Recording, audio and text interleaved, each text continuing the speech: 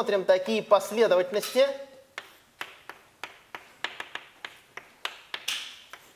В большой науке их называют векторами с координатами x1 и так далее, xn. Очень похожи на школьные векторы, только они в размерности n. Как вот пугает такая штука? Но если пугает, расслабьтесь. Ну что делать? Ну вот хочется мне этот пример привести. Если будет прямо сильно непонятно, ну переживем. Но хочется. Очень хочется. Давайте считать, ну просто последовательности чисел, но в конце концов, чего такого-то? Жалко, что ли, рассмотреть последовательности чисел? Вот такие последовательности, как автомобильные номера. Число за числом, число за числом. Никаких проблем.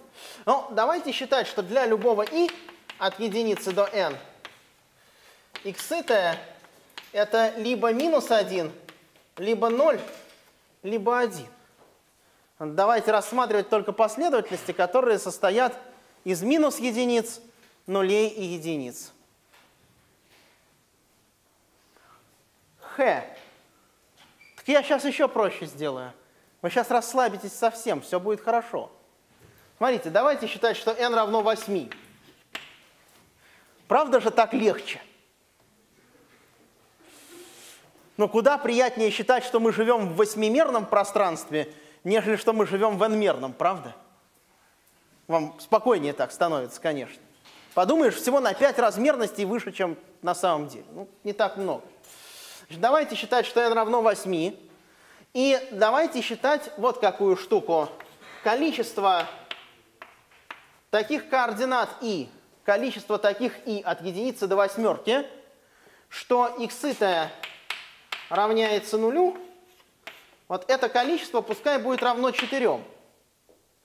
Пускай будет равно 4.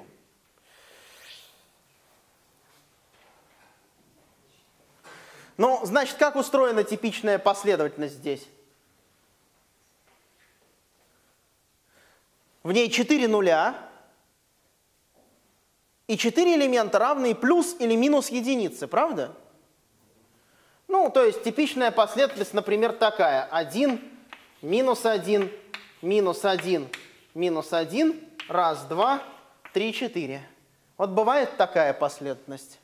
А бывает, скажем, последовательность 1, 1, 1, 1, раз, два, 3, 4.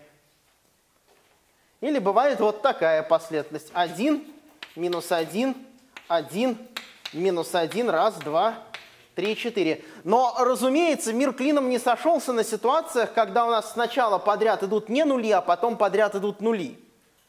Можно их как-то тоже перемежать между собой. Я сейчас ни в коем случае не спрашиваю у вас, сколько будет всего таких последовательностей, потому что мы формально эту задачу решать не умеем. Это я вас еще учить буду. Скоро. Ни в коем случае не спрашиваю.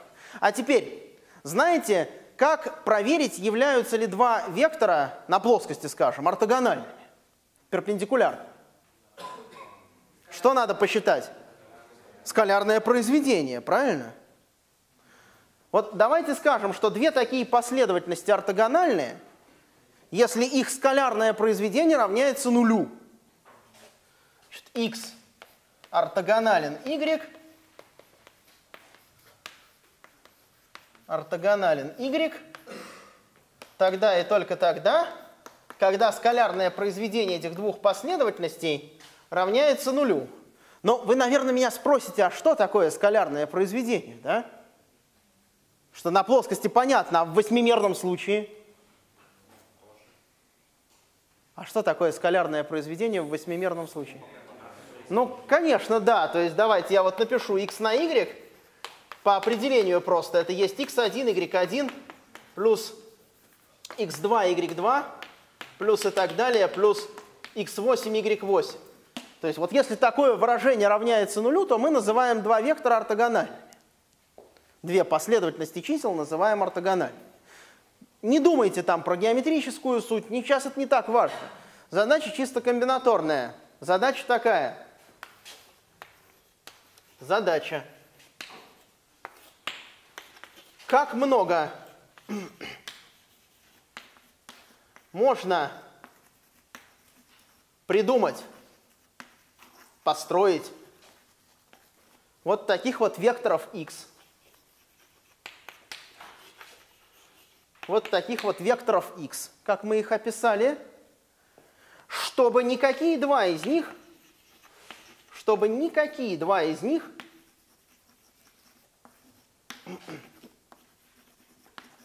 не были ортогональными.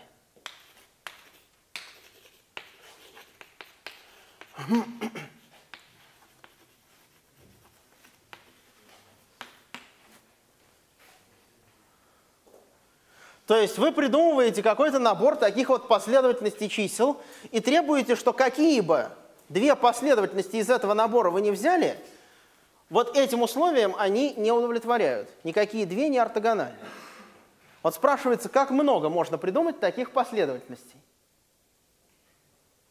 Ничего не понятно, да? Ну, то есть вообще непонятно, как ответить на этот вопрос. А я вам скажу, а я не знаю ответ на этот вопрос. То есть я серьезно, я не знаю, какова максимальная мощность совокупности векторов, которые попарно не ортогональны. Это сложная задача. Вот эта задача сложная. Понимаете, вот вроде на поверхности лежит, а она уже сложная. Вот кто здесь такой продвинутый? Попробуйте порешать. Что, говорите, нужно?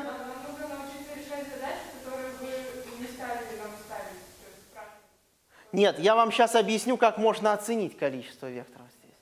Конечно, нет. Точный ответ, если вы решите, вы будете вообще в героях. Мы с вами статью опубликуем в журнале.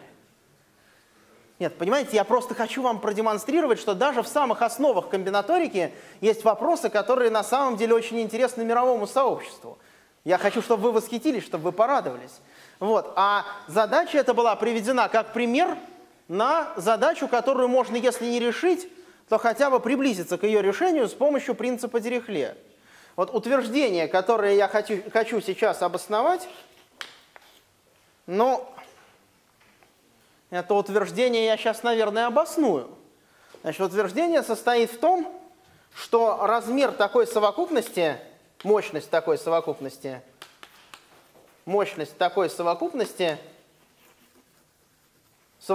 векторов, точно не превосходит 70. Я хочу доказать, что 71, скажем, 71, такой вот вектор, вы не сможете построить ни за что. Утверждение.